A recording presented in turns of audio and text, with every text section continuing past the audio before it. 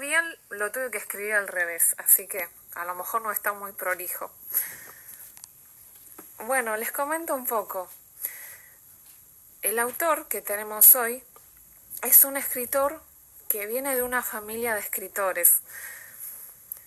Por un lado, su madre, que escribió varios libros de poesía, y por el otro lado, el abuelo paterno. Ahora vamos a que es uruguayo, igual que Douglas, y vivió un tiempo en Argentina, trabajó en Cajas y Caretas, y bueno, también escribió varios libros, pero vamos a enfocarnos en nuestro escritor. ¿Cómo estás? Hola, acomodando. Bienvenido. Muy positivo, todo bien. Buenísimo. Estás escribiendo un libro muy interesante. El libro está en elaboración, todavía no fue publicado.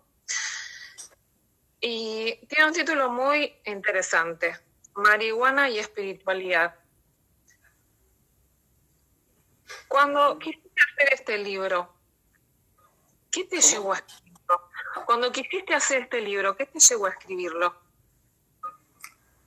Bueno, la historia empezó un poco por un proceso que empecé hace unos 4 años de desarrollo personal y bueno, parte del proceso involucró la marihuana, que era una sustancia que yo ya conocía desde hace décadas, pero no la había estado usando hasta recientemente, ¿no? De vuelta. Pero ya en un contexto más de una búsqueda más consciente espiritualmente, ¿no? O sea, usándola para hacer esa exploración dentro de la mente, ¿no? Esa búsqueda de cómo funciona, de poder correr un poquito para atrás, la barrera entre el consciente y el subconsciente, ¿no? Yo tengo entendido o entiendo como que te deja ver lo que normalmente está en el proceso subconsciente, que no tenemos tan claro. Entonces, mirando ahí, encontrás cosas interesantes de lo que te está pasando, de lo que estás viviendo, de por qué vivís lo que vivís. Entonces, las cosas que fui encontrando me pareció que eran dignas de poderlas dar a conocer a otras personas, especialmente porque el uso que se le da a la marihuana no es principalmente por este lado, ¿no? Por esta característica, por este... puede ser usado como recreativo, ¿no? Pero no como una... Sí. Un poco en el libro, ¿qué opinás que la toman como algo de recreación, una droga recreativa, ¿no? Principalmente sí, y creo que es porque no se conoce como tantas otras cosas. O sea, no es que no esté la información, hay gente que está en el mundo de la espiritualidad y la menciona, pero primero tendrías que acceder al mundo de la espiritualidad y después ver que alguien habla de ella y cómo usarla. Normalmente no es el caso inicial y es una lástima porque realmente tiene un potencial interesante en ese sentido y bueno, busco aportar ideas que te lleven a poderla conectar o usar de esa manera, ¿no? Esa es un poco por donde inició un poco la cosa del libro, empezó por ahí. Y en tu libro se tocan varios tópicos y te inspiraste en muchos autores, por lo que vi en Jodorowsky, hablas por ahí un poco de Jung, hablas del enneagrama, también escribí para no equivocarme de Hoffman, que bueno, es quien empezó, ¿no?, con toda la experimentación, ¿no? Claro, claro, decía, creo que citar a varios autores y hacer, en el libro hay como referencias y links a videos o a libros, de manera que sirva como un taller o un curso, ¿no? Porque la idea sería no solo aportar lo que yo puedo obtener, sino traer tal vez al lector a ese nivel, digamos, como que ya conoces un poco más, si no lo conoces, ¿no? Si no conoces esos autores que aportaron tanto al entendimiento humano sobre sobre, bueno, toda esta exploración de la mente o el entendimiento de qué es la vida y cómo funcionamos, ¿no? Claro, y un poco cómo funciona nuestra vida, ¿no? Eh, no estamos separados de los demás y muchas cosas tienen que ver con lo familiar. Y vos hablas mucho de las constelaciones familiares con un enfoque que la verdad yo no conocía, las constelaciones familiares de los países. ¿Cómo sería eso, Douglas? Bueno, lo de las constelaciones de los países no pretende ser una gran revelación y una gran teoría. Surgió como un aporte de las cosas que uno puede llegar a conectar cuando bajo una sustancia podés ampliar un poquito los patrones que podés llegar a conectar y a integrar. Entonces, el modelo que ya está muy tratado por varios autores como Jodorowsky, y bueno, y ahora en todo el mundo se hacen constelaciones familiares prácticamente de todas las ciudades, supongo. Entonces esa parte puede ser explorada por cada persona, ¿no? Lo que buscaba es aportar alguna cosita más para que estimule un poco la imaginación, el tipo de cosas que se pueden llegar a conectar más, para que cuando uno se introduzca un poco en la exploración o en el viaje, ya tenga su mente un poquito más enriquecida o orientada hacia esos temas, que es algo importante. Se le llama el set, que vendría a ser cómo está tu cabeza cuando vos te acercás a, digamos, a la exploración o a tratar de ver todo. Entonces, lo que hice es, así como en las constelaciones familiares hay como un traspasar información de ancestros, o sea, no solo recibimos la carga genética o la información genética y epigenética que vendría a ser también de las circunstancias que vivieron nuestros antepasados, y eso viene como toda una herencia, se le llama en psicología, se llama herencia transgeneracional. A través de las generaciones recibimos esa herencia. Ese dibujo, voy a citar un fenómeno que capaz que algunos en este ámbito conocen, que es que el universo es como holográfico y fractal. Fractal es cuando un pequeño patrón se repite y forma algo más grande, como el caso de los árboles, ¿no? Que sea, algo se separa, después se separa más. Los árboles son fractales, ¿no? Nuestra realidad tiene muchas características fractales. Por lo tanto, uno puede usar eso para hacer proyecciones desde lo que sabe y casi como que generar nuevo entendimiento o nuevo conocimiento. Eso es lo que pasó con aplicar las constelaciones a los países. De alguna manera, lo que pasa en los individuos también se repite a otra escala, porque es un tema de escala, ¿no? Con los países, por un tema de tamaño, y también en el tiempo, o sea, la escala del humano es pequeña, pero la escala de los países y de los imperios es mayor, y se pueden ver patrones parecidos, ¿no? Sí. Patrones de que, para destacar un detalle, la lejanía o las distintas capas de generación, o sea, en nuestro caso sería nuestro padre, nuestro abuelo, nuestro bisabuelo, ¿no? En el caso de los países, si uno, como yo me lo imaginé de alguna manera, tenemos como en el inconsciente colectivo como un conocimiento de que podrían ser nuestros padres, por ejemplo, los inmigrantes europeos o los europeos que vinieron en otra época, ¿no? Entonces, un poco lo que aparece en la historia te deja ver que hay transferencia de información de distintas capas históricas, de alguna manera, ¿no? Yo quería mostrar algo que es un trabajo de Douglas que te llevó 10 años hacerlo. Sí. No fue de corrido, pero fue una recopilación de 10 años. Sí, no sé si se ve bien el gráfico lineal de la historia. Bueno, es un poco difícil. Había que imprimirlo, que están todos los países y cómo fue evolucionando. Claro, algo de eso, ¿no? Se puede googlear por gráfico lineal de historia y ahí ya estaría. Porque vos tenés un blog donde escribís artículos muy interesantes. Después vamos a pasar al final tus datos de contacto y el blog para quienes estén interesados. Y bueno, en tu libro también hay muchas referencias biográficas y comentas un poco un tema con tu abuelo y de tu nombre. ¿Esto por qué no es bueno ponerle a alguien el nombre de tu abuelo o de otro pariente? Que es una práctica tan común. Sí, es común, sí. Bueno, en todos los libros que vi, en muchos libros sobre psicogenealogía o herencia transgeneracional, todos los de Jodorowsky,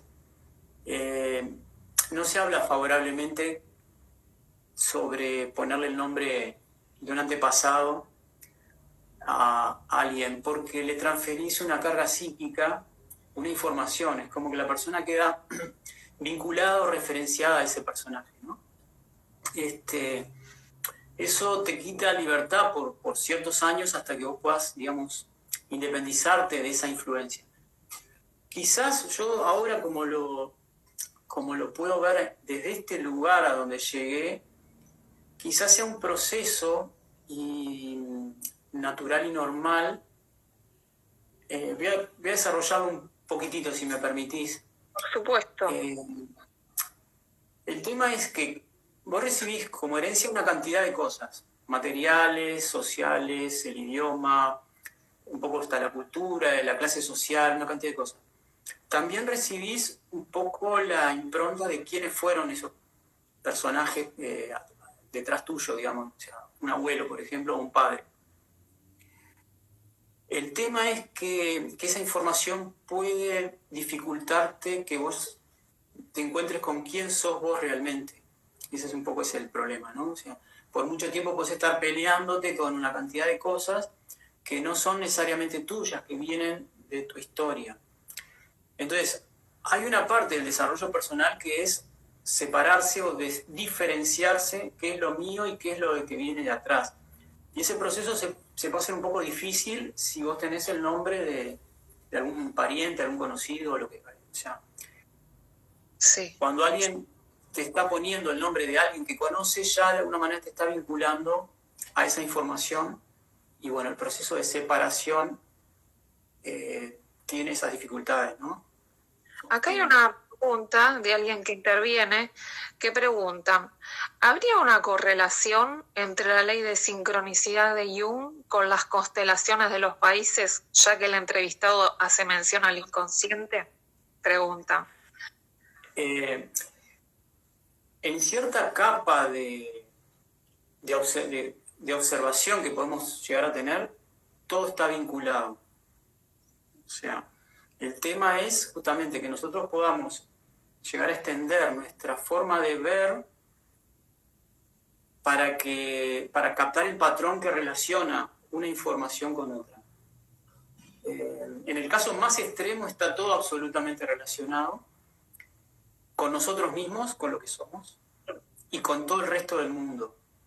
Creo que una de las formas más fáciles de hacerlo es entendiendo algo muy sencillo, que es que todo el mundo, todo lo que nosotros creemos saber del mundo, todas las ideas que tengan otros, no sé, las millones y millones de objetos que conocemos, los millones de libros que escuchamos, las películas, todo eso en realidad llega a nuestra mente por nuestro cerebro que nos lo reconstruye.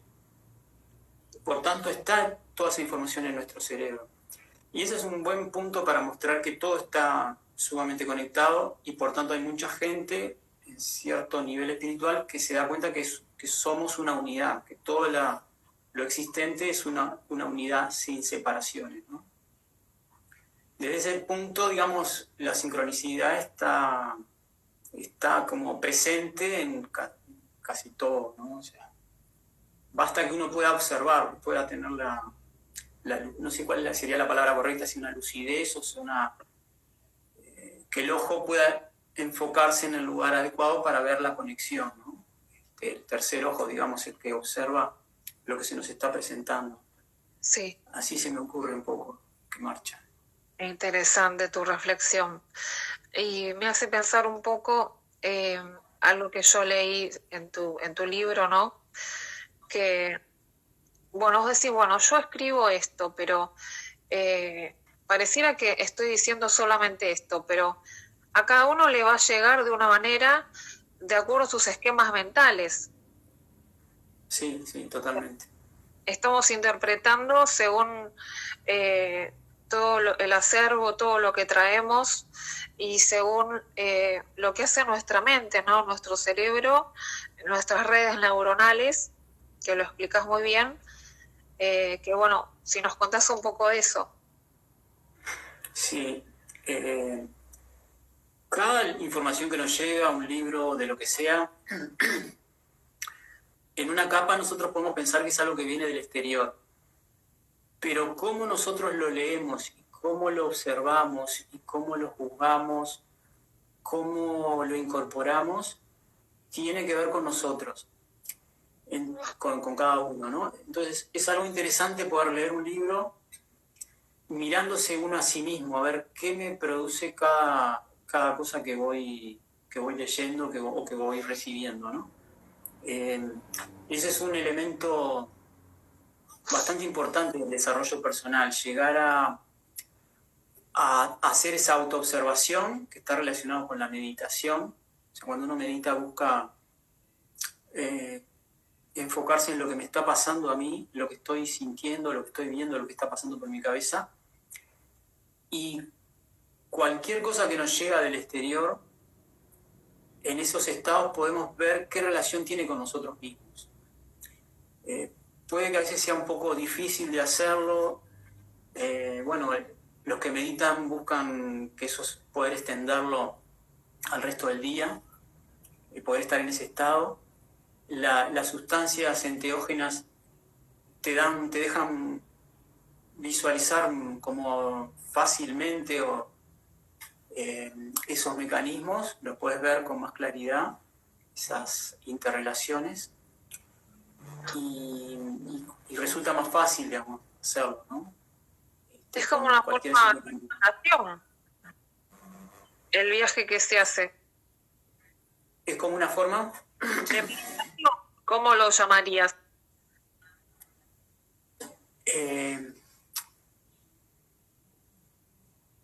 Los resultados, por lo que tengo entendido, son parecidos. O sea, mucha gente habla casi como que análogamente. Se pueden usar varias formas de llegar a esa parte inconsciente, que en principio es inconsciente, pero uno la va haciendo más consciente porque la va conociendo, ¿no?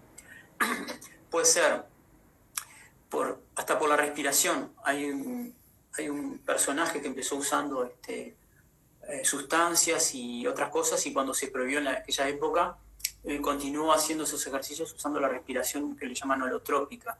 Está la meditación, están muchas plantas o sustancias que provienen de animales, como el sapo bufalvario o árboles. O sea, los enteógenos aparecen en la naturaleza por todos lados.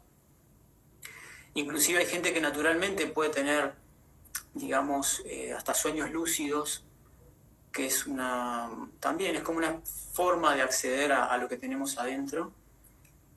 Así que hay muchas maneras en las que cada persona, dependiendo un poco de qué se le dé más fácil, puede llegar a conocerse más, que vendría a ser el objetivo, ¿no? Conocernos más. Y hablando de conocernos más, vos mencionas al eneagrama y en tu libro, y además una forma para calcularlo. Has diseñado Sí. una forma sintetizada. ¿Nos podrías contar un Sí. poco? Bueno, mirá, creo que me preparé o sea, lo que más me ayudó a entender el eneagrama, aparte de las personas que hablan en internet, es un libro que se llama La sabiduría del eneagrama, que te ayuda con 15 preguntas por cada eneatipo, que son 9 tipos de personalidad, que están orientados, es como tu ego, como tu individualidad, tu separación responde a los estímulos externos, ¿no? Ya sea como que primariamente sean viscerales, emocionales o intelectuales, desde la mente, desde las emociones. Y por tanto serían 3 grupos de 3, por tanto son 9. Entonces, hay una primera pregunta que hago en el libro que ayuda a que uno sepa cuál de los 3 tipos pertenece. Y después, como los 3 tipos tienen a su vez un tipo de respuesta, con una segunda pregunta puedo dentro de esos 3 tipos ver cuál es el. Entonces, combinando esos 2 datos te da tu eneatipo con 2 preguntas. 2 preguntas que tienen 3 respuestas.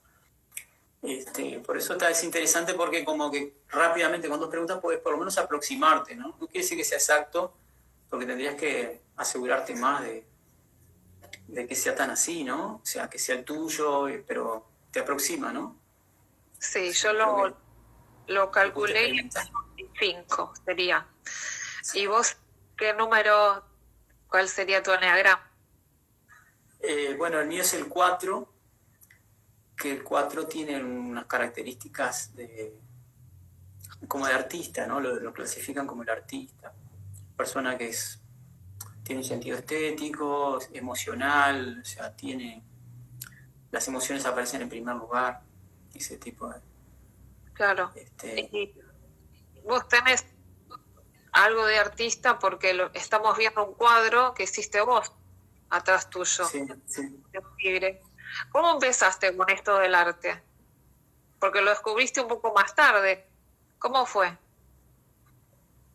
Bueno, el arte estuvo un poco entretejido con mi historia en distintos puntos, pero ahora recientemente, claro, fue en el 2018 que empecé con estos cuadros más grandes, digamos, o más. Pero estuve vinculado al arte por ejemplo, por el diseño gráfico o bueno, cuando era más chico también, pero esto de ahora es reciente, sí, es reciente. Hay al que le gusta el arte o piensa que no puedes dibujar eso, hay un libro de una escritora que lo menciono en el libro y lo menciono en el blog también, pongo partes importantes de ese libro, que son los que me ayudaron a dibujar, que tiene una técnica que te facilita ir al hemisferio derecho, que es el que permite hacer los dibujos. Los dibujantes, los que dibujan, es porque pueden usar el hemisferio derecho. Entonces, poder ir ahí, que todo el mundo puede con algunos ejercicios sencillos. Uno muy conocido es que vos des vuelta al dibujo que estás queriendo copiar y lo copies al revés, cosa de que no esté el hemisferio izquierdo interpretando lo que ves, sino que copie las formas. Con eso desarrollás la capacidad de dibujar en un mes, más o menos, ¿no? O sea, es algo bastante increíble. Bueno, qué interesante, porque al principio también del primer capítulo hablas un poco de los hemisferios cerebrales, bueno, del derecho, ¿no? Que es el intuitivo. Y bueno, esto se ha observado mucho, que la educación privilegia el desarrollo de un hemisferio y el otro queda de lado un poco, ¿no? Sí, sí. Y esto tiene, bueno, consecuencias después. Y de claro, hecho, por eso tenemos nosotros que desarrollar el hemisferio derecho por nuestro trabajo individual de alguna manera, ¿no? O sea, es nuestra responsabilidad equilibrarnos para adquirir toda la armonía que se necesita y que podemos sentir que nos esté faltando hoy en día, ¿no? Eso es bastante. Bueno, y toda la gente que esté un poco viéndonos o acercándose a estos mundos, es porque un poco ya tiene una noción de que con el hemisferio izquierdo, que es funcional, es práctico, se pueden lograr algunas cosas, pero la vida tiene más que solo el dinero o las cosas que uno produce o los objetos que obtiene, ¿no? Y ahí es donde entra el hemisferio derecho, lo invisible, ¿no? Claro, exactamente. Hablamos antes del eneagrama. ¿Habrá algún interesado en hacer el cálculo? ¿Alguna interesada? Estamos aquí para que él los vaya. Ponerlo en mente a ver qué está pasando acá que no veo. la pregunta que te habían hecho. ¿Alguien se anima? Me parece que son tímidos. Sí, puede ser interesante. O a lo mejor lo conocen ya y no me están diciendo. No se animan, me parece, Douglas. Bueno, a lo mejor al final... Ahora estoy viendo cuánta gente se unió. A Sí, 20. en este momento sí. A lo mejor al final alguien se anima. Así que... Igual puedo ir dejando las dos preguntas medio en el aire para que las vayan pensando. Las Y puedes después, bueno. escribir también. Las puedes escribir ahí mismo, entonces las puedan visualizar. Yo tengo el celular agarrado en un trípode y no logro No, acceder. perdón. Bueno, tenés razón. Bueno, decilas. Son sencillas, digamos, ¿no? O sea, en una te imaginas en una situación donde aparece una reunión con otro tipo de gente, donde aparece una irrupción de alguien que podría ser un alcohólico o alguien que se mete, digamos, por equivocación o lo que sea, pero aparece ahí fuera de contexto. Y tenés que observar cuál sería tu reacción inicial o principal dentro de tres que vendrían a representar la respuesta visceral, la respuesta emocional y la respuesta intelectual, ¿no? Entonces, el visceral está asociado un poco a la ira o a emociones asociadas a la ira. Entonces, le molestaría o se enojaría con esa intromisión. El emocional está asociado a la vergüenza. Entonces, podría ser cuando vos tenés como vergüenza ajena, ese podría ser una emoción que te identifique. Y el mental está asociado al miedo. Entonces, si la imagen te produce miedo o la idea de que podría pasar algo, lo primero que te viene a la mente es que podría haber un peligro porque esta persona no sabe qué pudo hacer, que sentís un alivio de que capaz que el que es visceral enseguida se levantó y lo sacó, por ejemplo. O, bueno, te ayuda a identificarte cuál podría ser tu triada, si emocional, visceral o mental, ¿no? Así que es miedo, vergüenza o ira, de alguna manera, ¿no? ¿Sí? Sí. Y claro, el de la ira podría ser el que va y lo saca. Después el mental, que vendría a ser el que tiene miedo, como que agradece, qué bueno que lo sacaron y que yo ya me preocupé. Y el emocional podría ser el que siente, qué lástima, que el borrar, o sea, como que te da como vergüenza de que esté en esa situación, esa parte emocional. O sea, como que ahí te ubicas en alguno de los tres el que te resulte más cercano. Y una vez que con la tríada, digamos, que te corresponde, la otra pregunta sería otro ámbito. El otro ámbito vendría a ser, estás con un grupo de amigos charlando de algún tema que puede ser o controversial o puede ser, bueno, que da para opinar o no opinar o meterse o sea, una cosa así. Y vos tratás de observar cuál es tu postura, cuál sería tu respuesta más típica, ¿no? Si es que sos combativo, sos tal vez el que sacó incluso la propuesta, o el que si la saca otro va a contar sus argumentos. Ese perfil, ¿no? Combativo es uno de las aristas. La otra es sumiso, que vendría a ser el que sigue, o el que escucha, o el que acompaña, pero no combate eso. Y la otra es reservado, que vendría a ser el que se abstiene de manifestar postura, ¿no? Entonces, ahí vayan pensando porque eso te puede dar una pista, ¿no? Tienen que pensar. No les digamos todo, así ellos piensan. Sí, y bueno, como yo comentaba, toca varios tópicos tu libro y habla mucho de la humanidad, ¿no? ¿Y vos qué pensás de la humanidad? ¿Se puede superar? ¿Hacia dónde va encaminada?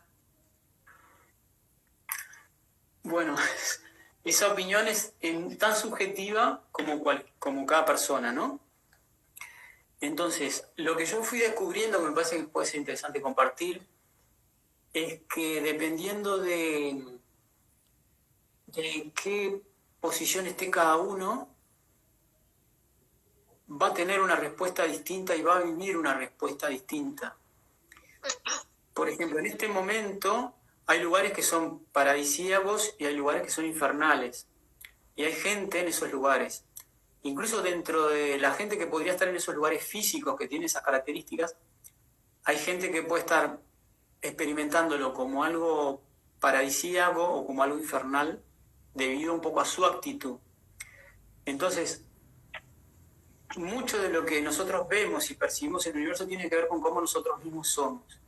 Por eso un tema de conocer un poco en superación personal. La ley del espejo es importante, porque te deja ver qué tanto de vos mismo está en cómo ves el mundo.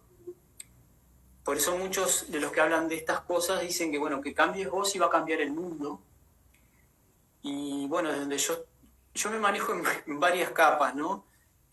A veces estoy muy elevado, entre comillas, o sea, tengo una visión muy integradora, y bueno, parece que está todo genial. Y otras veces un poquito lo observo más abajo, porque entiendo que me tengo que relacionar o sociabilizar con gente que tiene una visión más parecida a la media, que vendría a ser, el promedio vendría a ser los medios de comunicación. Quizás no sea muy bueno estar muy sintonizado con los medios de comunicación porque dan una visión pesimista y negativa de lo que es la realidad. Y uno puede, separándose de esa forma de ver, ir hacia zonas más agradables para uno mismo, ¿no? Ver cosas más positivas y bueno, ese es un lindo camino para... Aclarando esto, bueno, yo tengo una visión positiva muy linda, o sea, de que en la medida que yo mismo haga ese cambio que estoy diciendo ahora, lo que voy a ir viendo cada vez va a ser más positivo y mejor. Y una manifestación en la que aparece eso, hablando un poco de todo esto de las sincronicidades o del uso de la mente y todas esas cosas, es como si yo soy consciente y observo, por ejemplo, los mensajes de WhatsApp que me llegan o las noticias que van apareciendo, están relacionadas a mi estado, a cómo estoy yo en cada momento. Y eso sería algo lindo que cada uno lo pueda llegar a observar. Hay una capa en la que uno puede experimentar que la realidad la construye con la mente. No es lo típico, ¿no? Cuando tomas alguna sustancia eso se ve con mucha claridad cómo estás haciendo la construcción, el cerebro cómo la está construyendo, pero no es lo común, aunque ahora mismo está sucediendo en este instante, pero no lo percibimos de esa manera.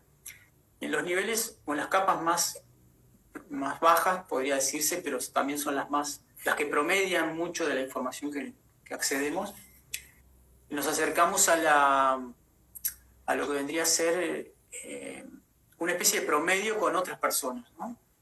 Y ahí puede haber información, que la gente se enfoque en información más negativa, en problemas políticos, en crisis, en ciertos miedos, ¿sí? Que son típicos de los eneatipos mentales, que son típicos del hemisferio izquierdo. Y bueno, dentro de todo lo que hay en el universo es un polo que se puede observar. La parte negativa, negra, oscura, muerte, noche, un lado.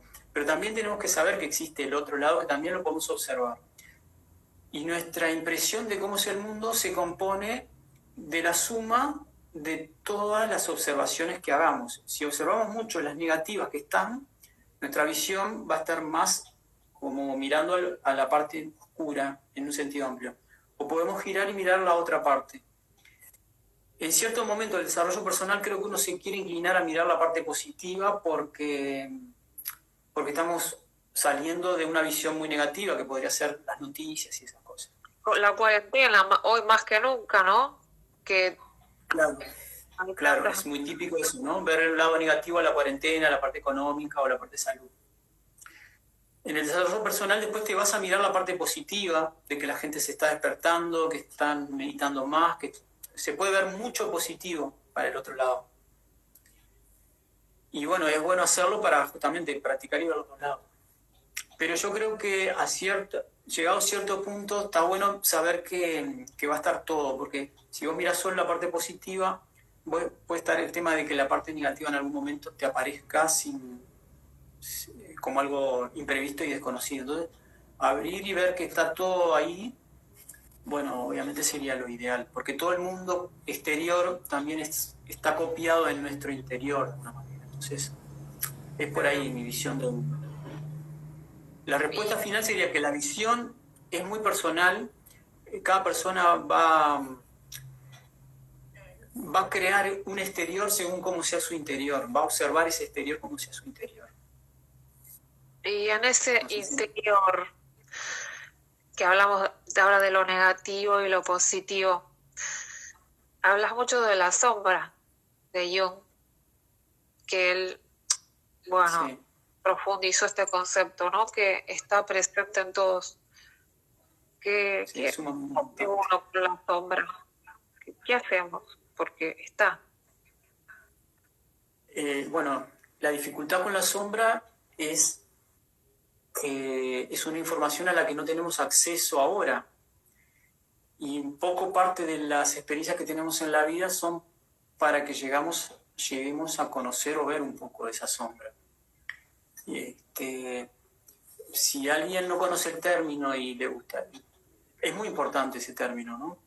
Porque todo lo que está en nuestra sombra, toda la información que no conocemos, que está en el inconsciente, es la que nos está dando los problemas.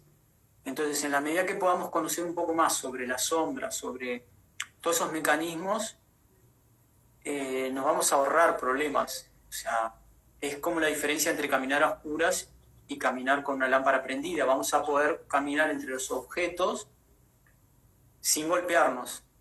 En el mundo psíquico vendría a ser poder transitar entre nuestras actitudes, emociones y interacciones con otros sin herirnos a nosotros mismos, sin causarnos dolor emocional, etcétera, ¿no? Para tener un mayor conocimiento de la sombra, en internet hay muchos videos muy buenos sobre la sombra. Hay una autora que se llama Virginia Gowell, que es una psicóloga transpersonal, que habla sobre ello, muy bien lo hace. También esos ámbitos donde se usan sustancias, como por ejemplo los lugares donde se hacen ceremonias de ayahuasca, te puede justamente dejar ver la sombra. Y bueno, la meditación probablemente también, cuando vos mirás lo que está pasando en tu interior, estás viendo o podés llegar a ver un poco lo que es lo desconocido. Estamos hablando siempre de información que no conocemos, esa es la sombra, ¿no? Que todavía no la integramos, que todavía no sabemos que está vinculada a nosotros. Sí. Lo más fácil de asociar es ver cuando ves a una persona en la que todos se dan cuenta que tiene un perfil de crítica o de negatividad o algo que los demás ven, pero él no lo ve de sí mismo. Esa es la sombra y es algo que esa persona podría, si lo desea, llegar a darse cuenta, ¿no? Se puede estudiar y bueno, hoy en día justamente el desarrollo personal hace que mucha gente sienta que está avanzando en esos campos, poniendo luz ahí y bueno, viviendo mejor, o sea, ¿no? Claro, ¿no? Creo que se entiende. Porque hay, bueno, cosas que permanecen ocultas y a veces podemos acceder a eso que está oculto. Y lo interesante que a mí me ha pasado, ¿no? Que muchas veces atrás de los sueños nos llegan cosas que de otro modo no podríamos saber. Y eso es lo que nos da un poco la información que te llega. Desde un sueño sobre un hermano que vos después comprobás que era cierto, que vos desconocías. Sí, bueno, eso es muy interesante. Los libros que hablan del transgeneracional muestran que muchos de los traumas y conflictos son por falta de información, por omisión de información. Entonces, por ejemplo, aparece alguna patología, o aparece un autismo, o aparecen rasgos de personalidad que están relacionados con que en el pasaje de información familiar se omitió algo, se omitió, por ejemplo, que el abuelo se había suicidado, por ejemplo. Murió, nunca se supo, al niño no se le dijo eso. Esa falta es, aunque nosotros, ¿cómo te voy a decir? En nuestro inconsciente, en todo el paquete de la mente, ahí aparecen huecos. que nosotros no nos damos cuenta, pero esa falta de información es la que genera cosas. Y nuestra mente busca tomar contacto con eso de alguna manera. Pueden llegar a aparecer síntomas, como decía, físicos o emocionales, que están vinculados a ese agujero de información, ese vacío de información. Y bueno, en el libro justamente apareció un caso en el que sí, yo a través de la interpretación de un sueño vi que tenía un hermano mayor que no estaba vivo, etcétera, y fui viendo que eso fue real. ¿Cómo se sabe eso? ¿Cómo esa información llega a mí? De alguna manera, yo tal vez no lo sepa explicar muy bien, pero así como nos llega la información también dentro del flujo, la mente parece que capta si falta información. Es como, por ejemplo, una familia en la que nunca se hable de un tío, o de un abuelo, o del padre. Ahí queda algo. O sea, por eso las constelaciones tienen ese valor, que aparecen después todos los personajes que fueron omitidos y se les da un equilibrio, como si fuera un sistema, a veces lo veo como un sistema planetario que marcha todos giran y se interactúan con sus gravedades, pero si vos sacás uno, hay algo que está faltando ahí. Se siente la gravedad de ese planeta en los demás, pero como nadie habla, parece que, ¿no? Muchos planetas se han descubierto de esa manera, porque debería haber un objeto ahí con cierta gravedad afectando al movimiento de los demás. Y después se enfoca el telescopio ahí y se descubre que sí, que hay un planeta. Algo parecido pasa con la información que viene de estos personajes que se omiten. Influyen, pero bueno, parece como que hubiera una falta de información, una falta de sentido, y bueno, se descubren en las constelaciones aparecen ese tipo de cosas, ¿no? O en los sueños, o bueno, la mente busca maneras de que aparezca. Claro, y Hay que estar atento a eso. ¿qué hace uno con esta información? Vos hiciste algo muy concreto, que te ayudó la marihuana, y bueno, lo que relatás es fascinante. Si nos podés adelantar un poco de qué hiciste cómo no. con esta información y esa especie de ritual. Claro. Bueno, creo que un gran aporte lo hizo Alejandro Jodorowsky con la psicomagia, ¿no? Él en México estuvo muy vinculado a chamán, a grupos. En México se curte mucho todo esto, ¿no? Y él estuvo vinculado a una persona que hacía estas curaciones por mucho tiempo y bueno, sintetizó el fenómeno, cómo es que se produce. Y bueno, de alguna manera trasladó a Occidente un poco el método, ¿no? La psicomagia vendría a ser que uses herramientas o ideas o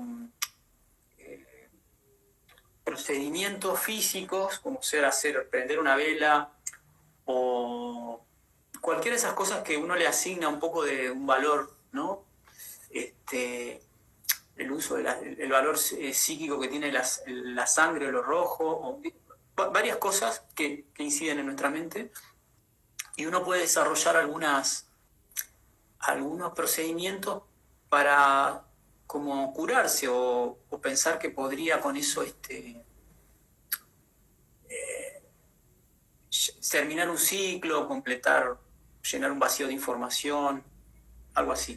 En este caso yo lo que hice fue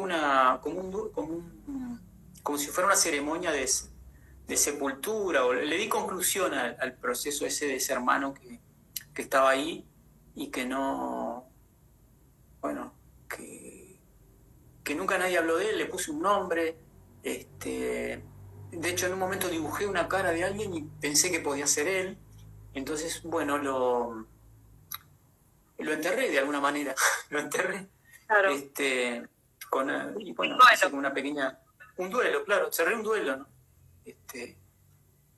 Y ese tipo de cosas a veces alivian, o sea, si uno hace algún acto, te alivia. Así como, por ejemplo, si te acaricias, esto te hace algo, o un abrazo, hay muchas cosas físicas que inciden en tu estado psíquico, ¿no?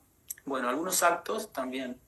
Y Jodorowsky creo que ayudó a que eso esté más accesible, sin tener que entrar en cosas de la parte negativa que tenían esas, como que son, no me viene ahora la palabra, pero esas cosas de la magia, viste, que son como medias oscuras o que dependés de otro, que te va a cobrar, y aparecen viste, como ese miedo a pasar por debajo de la escalera, no me sale la palabra, como Supersticiones.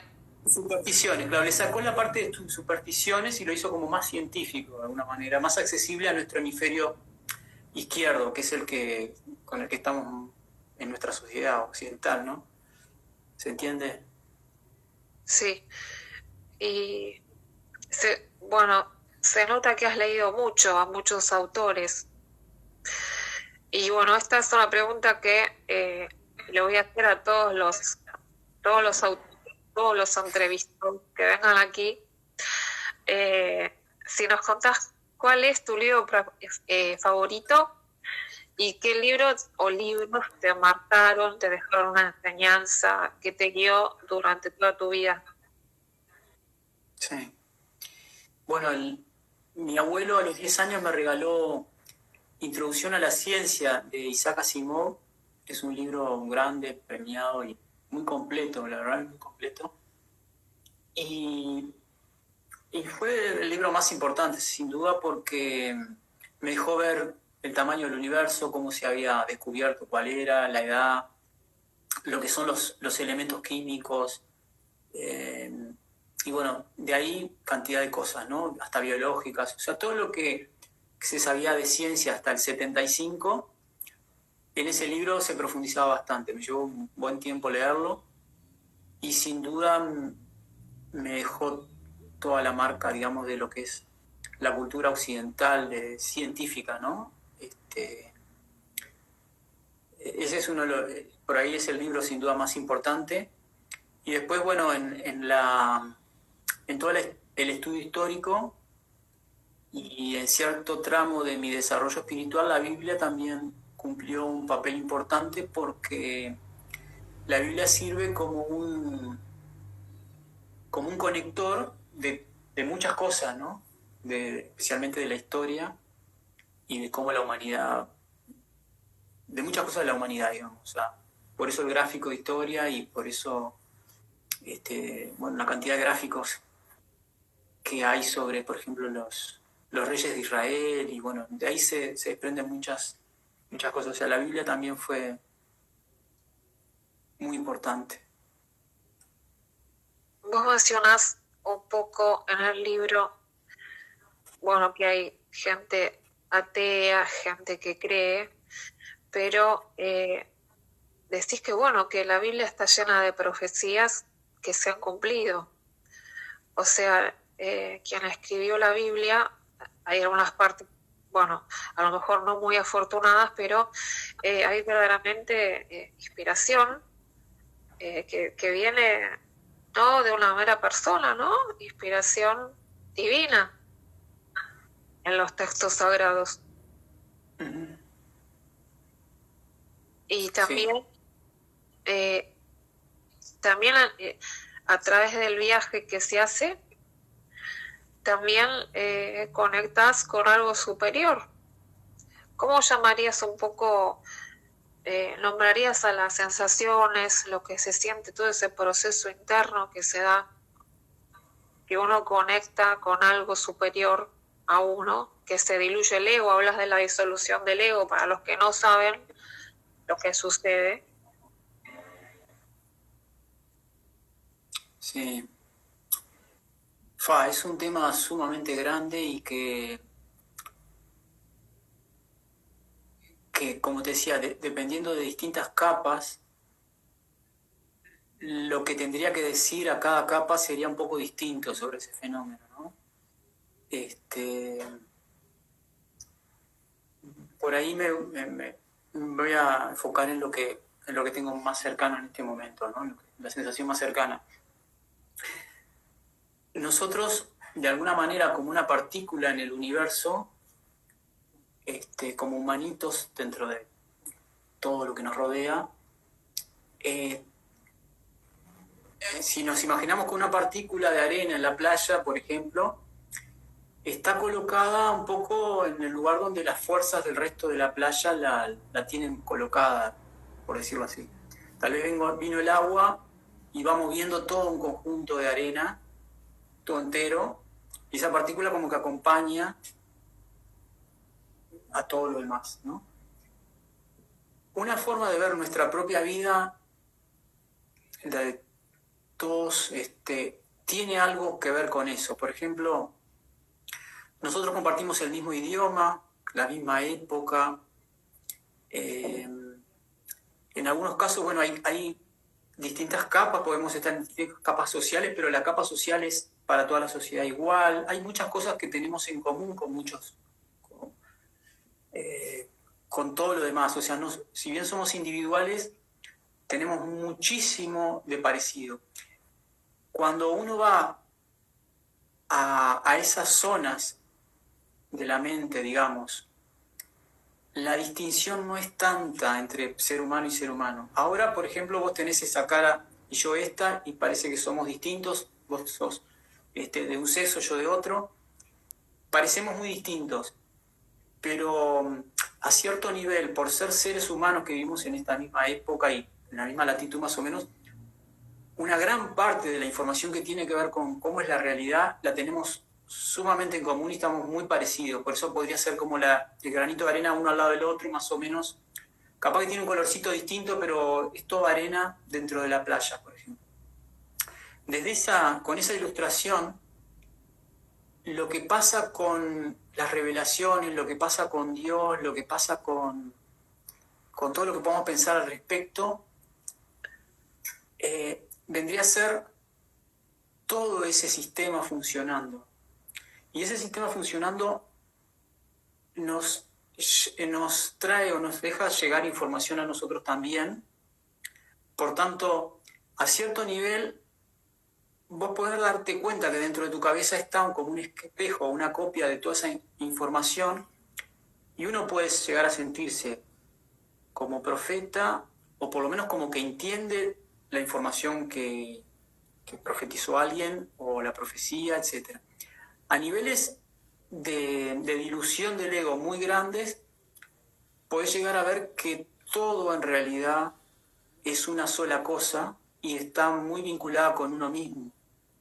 Por eso podés llegar a encontrar personajes místicos que, como Neville Goddard o algunos otros que dicen que somos Dios y cosas por el estilo, porque viven cercanos a una forma de observar la realidad con esa dilución que te estoy diciendo. Entonces, desde ese lugar, que no es el más común para mí, pero tomé contacto,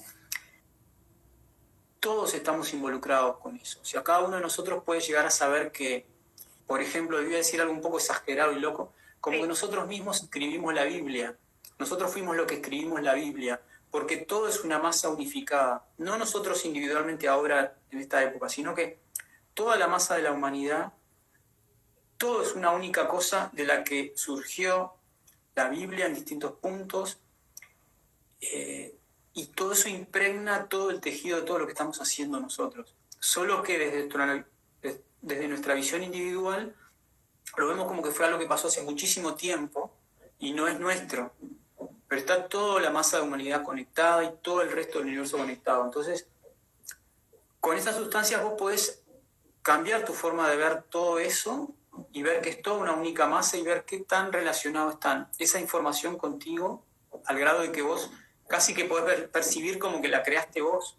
Obviamente no la creaste como individuo, pero sí como esa masa no dividida que acompaña a toda la humanidad. No sé si me lo estoy explicando bien, pero bueno, esa es una forma en la que yo lo podría transmitir.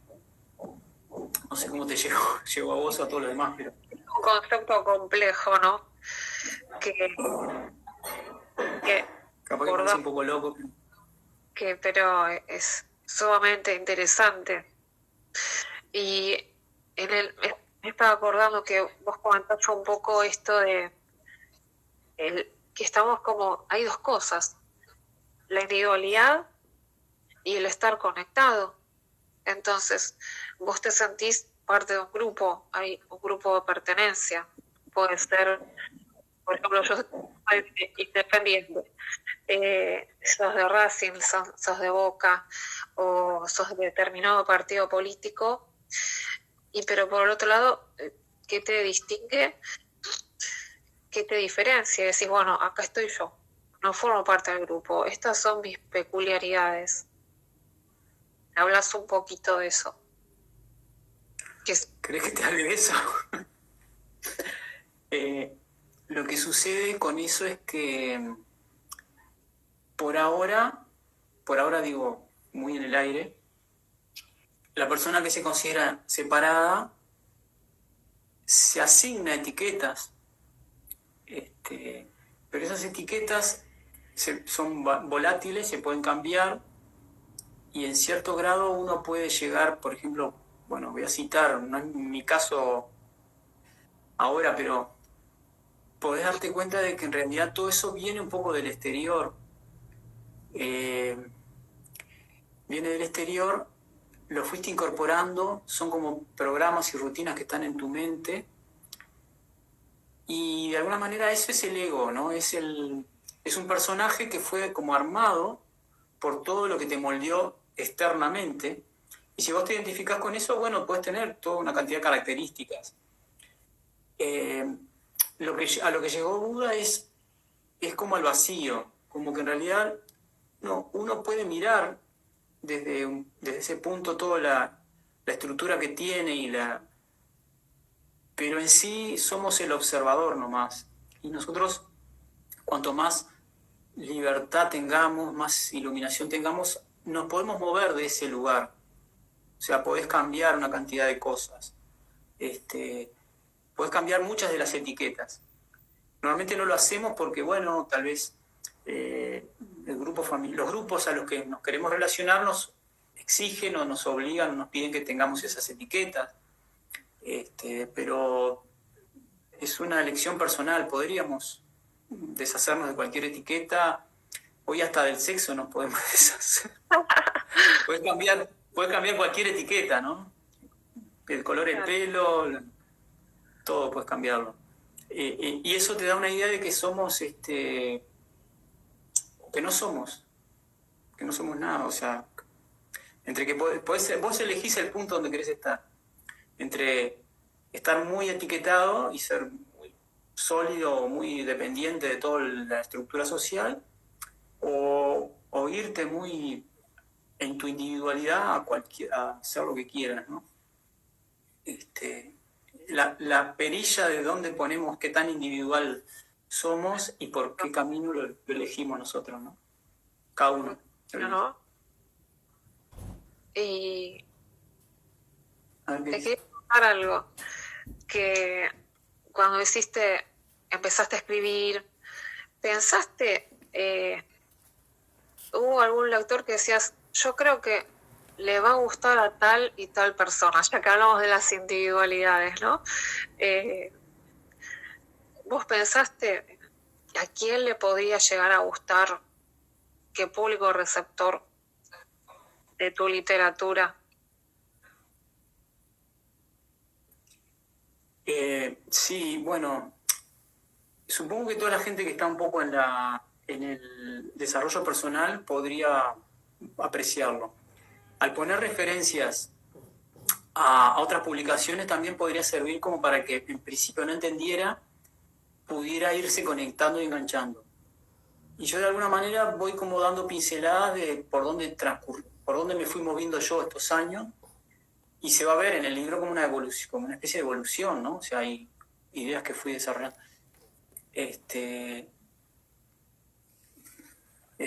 Todo ese tipo de gente sería alguien que le podría gustar y ayudar. Y también, bueno, los que quieran, no sé, tomar contacto, llegar un poco a todas estas cosas que hemos estado hablando, ¿no? Hablando de contacto, nos quedan segundos. Igual vamos a hacer otro video chiquitito ahora para saludar mejor. Pero pasamos al dato de contacto para la gente que te quiere. Ahora que se una a Douglas, nos tiene que pasar sus datos de contacto. Ahí está. Ahora se va a conectar.